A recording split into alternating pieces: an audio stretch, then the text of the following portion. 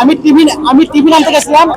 TV নামের সময় আমি একটা রিক্সাতে উঠছি, তারপরে তারা আমার দেখে আমি একটা হাসি দিছিলাম, হাসি কারণে তারা আমার আটকাইছে। আমার আটকানোর পরে আমার চেক করছে, চেক করে কিছু পাইছে না, ঠিক আছে। তারপর চেক করার সময় তারা দেখছে আমার পকেটে টাকা টাকা আছে, দেখানোর পর তারা একবার ছেড়ে দিছে। সেই জন্য আমি এই টার্নিং পয়েন্টে আমি কাজে যেতেছিলাম, তখন তারা আমার হাতে আইন নেছে টিয়া ধরেছে, দুজন আসলো, দুজন আসলো, আমার 18,000 টাকা আসলো, 18,300 এই টাকা নিয়ে গেছে তারা। তারপরে ওই আঙ্কেলটা আসলো, উনি আসলো, উনি দেওয়ার পরে উনি তারা সবাই নিয়ে লাস্টে আমরা চেক করে পাওয়া গেছে। তারা দুজন আসলো, আরো দুজন আসলো, তারা ভাগছে,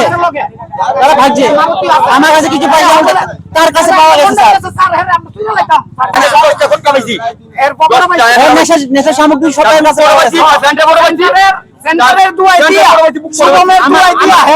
আমার কিছু না, আমার টাকাটা পাইলে সরে, আমি গরিব মানুষ। প্রত্যেকের জীবনের স্বপ্ন থাকে পড়াশোনা শেষ করে কর্মজীবনে প্রতিষ্ঠা পাবার। এই দিক দিয়ে আমি সফল শুধুমাত্র একটি কারণে, সেটা হলো আমার কলেজ টিপস, যেখান থেকে গ্র্যাজুয়েশন কমপ্লিট করে উচ্চতর শিক্ষা নিয়ে আজ আমি সফলভাবে প্রতিষ্ঠিত।